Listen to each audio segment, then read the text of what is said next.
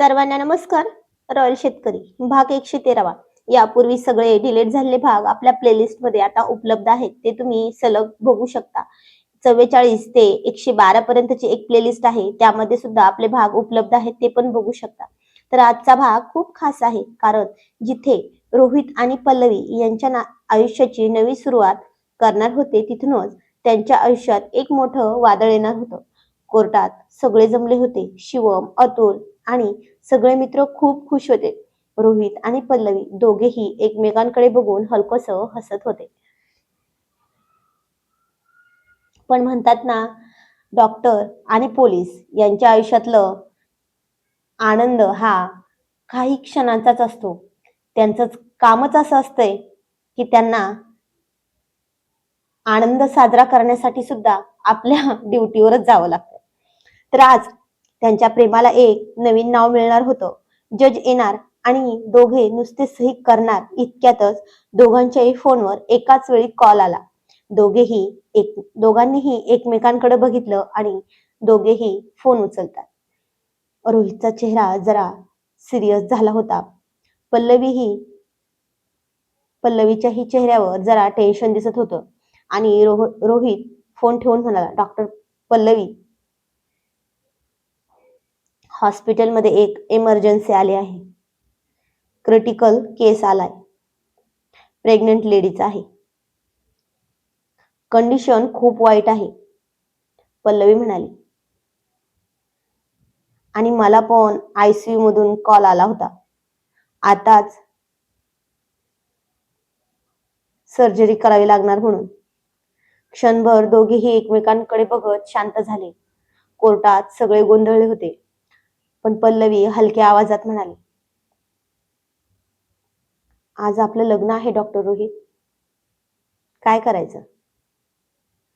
आता रोहितने तिचा हात खूप प्रेमाने हातात घेतला आणि म्हणाला, माहितीये ग, पण आपलं कामच तसे. एक जीव वाचवण्यासाठी जावं लागेल ना. आपल्याला देव मानतात सगळे. आपली वाट बघतायत. चल निघायचं. तसं क्षणभर पल्लवीच्या डोळ्यात पाणी आलं, पण स्वतःचं कर्तव्य आणि स्वतःचं कामापुढे तिने पुढच्या क्षणीही ती ठामपणे म्हणाली, चला निघूयात डॉक्टर रोहित. आधी आपण डॉक्टर आहोत, नंतर नवरा बायको होऊ शकतो ना. तसे सगळे खूप हसले आणि शिवम हसत म्हणाला, जा दोघे पण. इथलं आम्ही सांभाळतो आणि बघतो तुमच्या लग्नाचं काय करायचंय ते. आणि दोघेही तिथून थेट हॉस्पिटलमध्ये निघाले. हॉस्पिटलमध्ये पोहोचताच दोघी थेट एकाच ओटी मध्ये गेले होते, कारण दोघेही एकाच गोष्टीवरचे स्पेशालिस्ट होते. ओटीच्या बाहेर आतमध्ये दोघे होते. ओटीच्या बाहेर सगळेजण खूप टेन्शन मध्ये उभे होते. ऑपरेशन सुरू झालं. दोघेही पूर्ण लक्ष देऊन काम करत होते. हाताखालचे मदतनीस खूप चपळाईने त्यांना मदत करत होते. पण काही वेळाने रोहितच्या असं लक्षात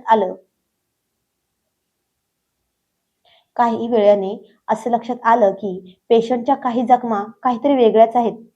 तो हळू आवाजात म्हणला, डॉक्टर पल्लवी, हे बघ, हा नॉर्मल ऍक्सिडेंट नाहीये. डॉक्टर पल्लवी घाबरून म्हणली, म्हणजे? डॉक्टर रोहित, काय म्हणायचंय तुम्हाला? आणि डॉक्टर रोहित म्हणाला, कोणीतरी मुद्दाम गाडी घातली अंगावर. आणि डॉक्टर पल्लवी म्हणाली, खूप निकृष असते ना ते. प्रेग्नेंट बाईला सुद्धा सोडलं नाही. तेवढ्यात नर्स एक बॅग घेऊन आली. सर, हे पेशंट सोबत सापडलेत. रोहितनं बॅग उघडली आणि आत पाहताच दोघेही थबकले, कारण त्यात ते पेपर्स होते आणि त्यात स्पष्ट लिहिलं होतं की रॉयल डेअरी फार्म. आणि ती बाई शिवमची मदत करणारी होती, जी चैतन्यासाठी घेऊन येत होती पेपर्स. पण पल्लवी घाबरून म्हणली, रोहित, हेच नाव चैतन्याच्या केसमध्ये पण होतं ना? रोहित म्हणाला, हो, म्हणजे सगळं एकाच चेन मध्ये आहे. तर कोणीतरी आपल्याला ट्रॅप करतंय डॉक्टर पल्लवी. दुसरीकडे अंधाऱ्या खोलीत ज्यानं ट्रॅप केलं होतं ना, तोच तो बसला होता, विक्रम. तो फोनवर हसत म्हणाला होता, पहिला डाव तर यशस्वी झाला ना. डॉक्टरांना कोर्टमधून थेट हॉस्पिटलमध्ये आणलं आणि शिवमने ठरवलेला डाव आज मी मोडकळीस आणला. त्याच्या मित्रमैत्रिणींचं लग्न होऊच दिलं नाही ना. तसं तो पुढे म्हणाला, आता एकीकडे मी चैतन्यला म्हणजे त्याच्या मेहुण्याला सुद्धा अडकवणार आणि दुसरीकडे रोहितला. पाटील घराणं आता तुटणारच. त्या शिव्याची तर मैत्रीवरून सगळ्यांचाच विश्वास उडेल. असं काहीतरी करणार मी. सगळ्यांचा विश्वास उडेल, पण असं तर होणारच नव्हतं. इकडे ऑपरेशन संपलं आणि आई आणि बा दोघेही सुरक्षित होते. बाहेर आनंदाचं वातावरण पसरलं होतं. सगळ्यांनी एक सुटकेचा निश्वास टाकला.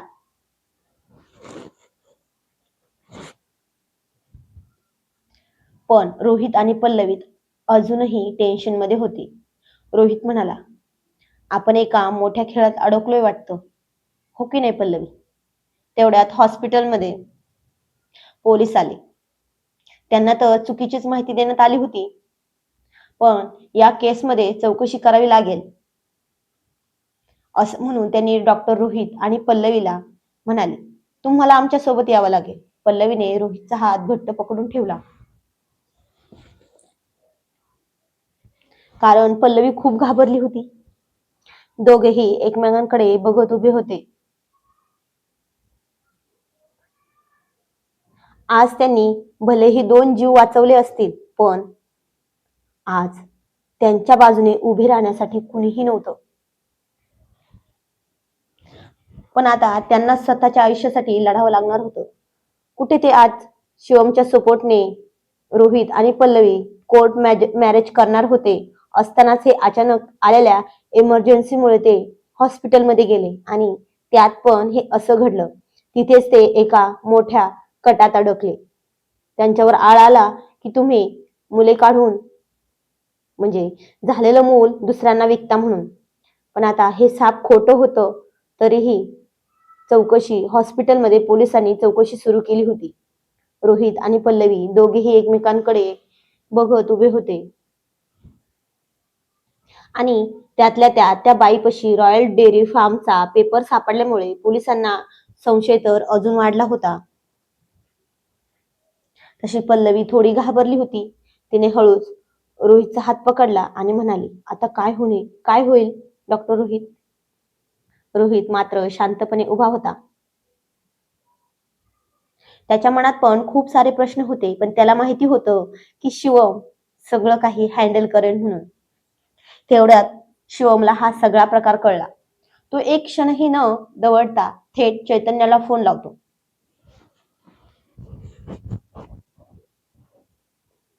आणि म्हणाला, चैतन्य, अरे इथे काहीतरी वेगळाच गेम चालू आहे. डॉक्टर रोहित आणि पल्लवीला जाणीवपूर्वक ट्रॅप केले जाते. कारण कारण आता त्यांना ट्रॅप केलं म्हटल्यावर शिवम पासून त्याचा मित्रपरिवार तोडण्यासाठी हा कट होता, तो सुद्धा विक्रमचा. चैतन्यने आधीच डेअरीची केस मध्ये गुंतवलेला होता म्हणून त्याला पल्लवीकडे आणि रोहितकडे लक्ष देता येणार नाही असं डॉक्टर पल्लवीकडे आणि रोहितकडे लक्ष देता येणार नाही असं वाटलं होतं विक्रमला, पण नाही. आणि रॉयल डेअरी फार्मचं नाव घेताच तो पण अलर्ट झाला. तो गंभीर आवाजात म्हणाला, शिवम दादा, मला सगळं कळलंय. हे दोन्ही केस कॉन्फिडेन्शियल आहेत. चैतन्याने लगेच ऍक्शन घेतला. त्याने त्याच्या टीमला आदेश दिले, ऍक्सिडेंट स्पॉटची पूर्ण तपासणी करा, सीसीटीव्ही फुटेज काढा, त्या पॉइंट्सना चा बॅक गार्ड चेक करा. काही वेळात एक मोठा पुरावा समोर आला. सीसीटीव्ही फुटेज मध्ये स्पष्ट दिसत होतं की एक गाडी जाणीवपूर्वक त्या लेडीला धडक देऊन पळून गेली होती, कारण तिच्यापाशी शिवमला निर्दोष साबित करण्याचे सगळे पुरावे होते आणि त्या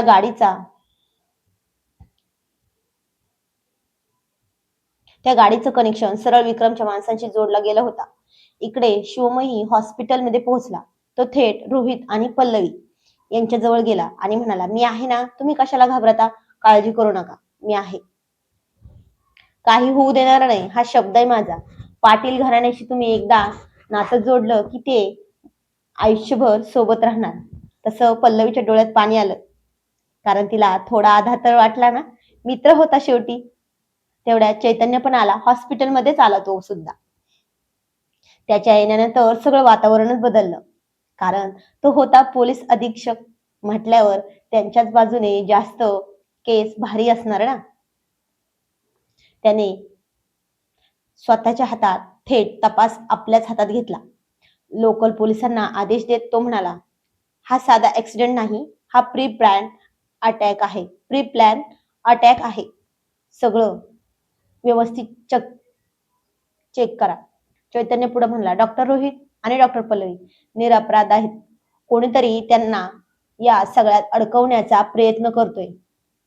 पोलिसांनी पण एकमेकांकडे बघितलं, कारण आता एक अधीक्षक आपल्याला सत्य काय आहे ते सांगतोय म्हटल्यावर त्यांना सुद्धा ऐकणं गरजेचं होतं आणि हळूहळू त्यांचा संशय सुद्धा कमी होऊ लागला.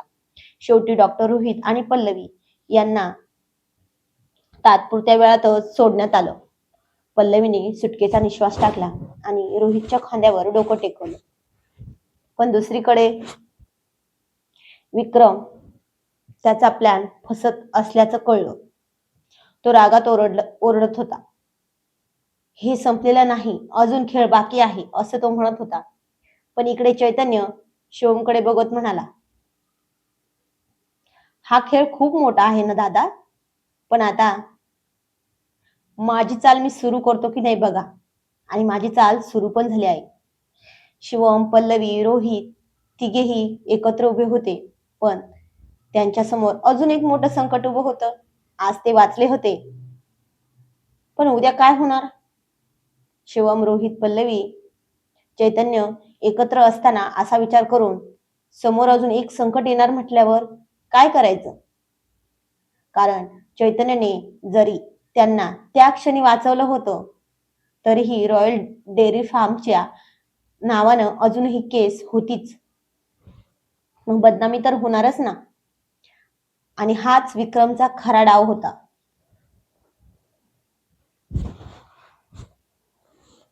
चैतन्य शांतपणे म्हणाला, शिवम दादा, प्रॉब्लेम अजून संपलेला नाही. आपण फक्त एक अटॅक थांबवला आहे विक्रमचा. तसा डॉक्टर रोहित थोडा घाबरून म्हणाला, म्हणजे अजून काही बाकी आहे का? चैतन्य गंभीर आवाजात म्हणाला, हो, त्या गोडाऊन मधून जे कागद सापडलेत ना, ते ऑफिशियली रॉयल डेअरी फार्मच्या नावावर आहेत दादा. म्हणजे उद्या कदाचित पोलीस डिपार्टमेंट वरून प्रोसेसिंगला आले तर ते थेट केस तुमच्या कुटुंबावर येईल. तशी शिवमच्या पायाखालची जमीनच सरकली. म्हणजे आता आपण पुन्हा अडकणार असं शिवमला वाटलं, पण नाही, तो खचणाऱ्यातला नव्हता. तो एक वॉरियर होता, तो एक योद्धा होता. त्याने खूप खूप मोठ्या मोठ्या संकटांना लहानपणापासून तोंड दिलं होतं. मग आता हा माग होऊ शकत नव्हता.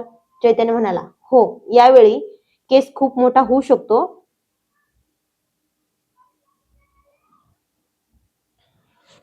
मिलावट, भेसळ, काही बी असू दे, पण अटेम्प्ट टू मेंबर असं पण होऊ शकतं.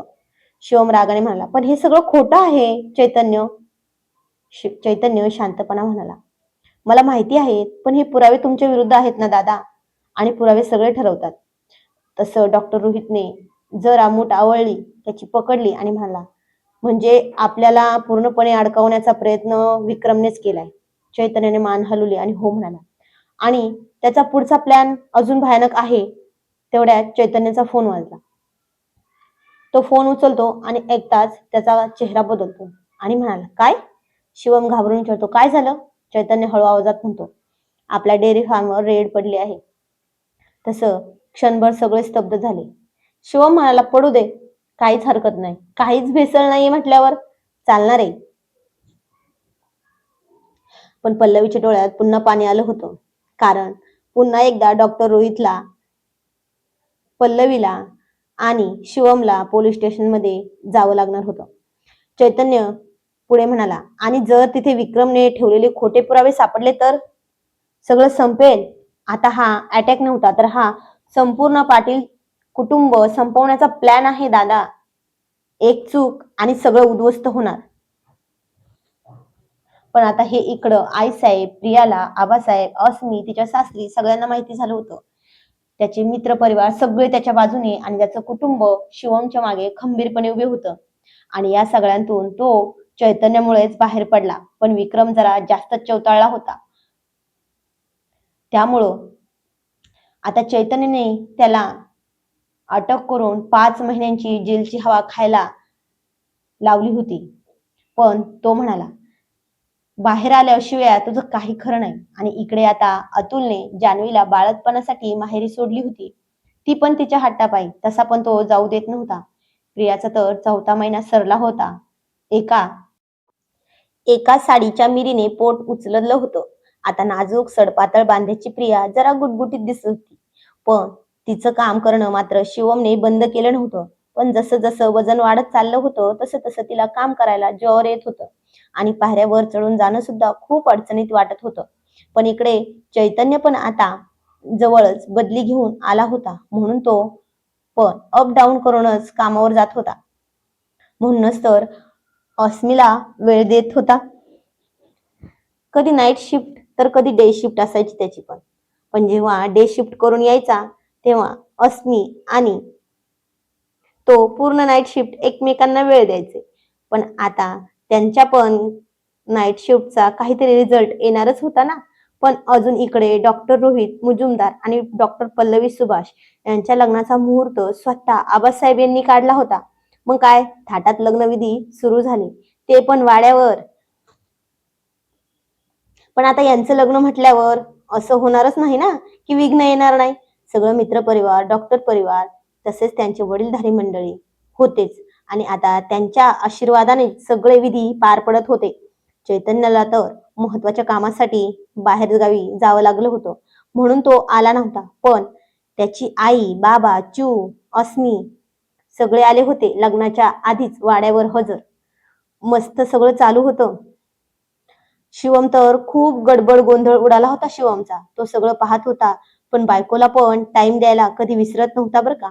म्हणून तर तो आता साडीच्या प्लेट्स नीट करून देत म्हणाला, ओ राणी सरकार, छान दिसता. पण असं म्हणून तो गालातल्या गालात हसला. ती म्हणाली, पण काय, खूप जाडी झाली आहे ना, हेच म्हणायचं होतं ना तुम्हाला. तो म्हणाला, ओ, तुम्हाला कसं माहिती हो. आणि ती जरा गाल फुगून म्हणाली, मला नाही बोलायचं तुमच्याशी. जा, मला जाडी म्हणता ना. तो तिला जरा मिठीत घेत म्हणला, अरे बाळा, छान दिसते पण, एकदम गोलू मोलू. ती पण एकदम गोड गोड गुलाबी सफरचंदाच्या सारखी. असं म्हणून त्याने तिच्या गुबऱ्या गालावर ओठ टेकवले आणि ती तशीच हसून त्याच्या मिठीत गेली. पण लग्नाचे फेरे चालू झाले होते. सगळे खूप खुश होते. पण तेवढ्यात अस्मीला चक्कर येऊन खाली पडली आणि अतुलचा पण फोन वाजला आणि तो पण खूप घाबरून म्हणला, हे असं कसं शक्य आहे.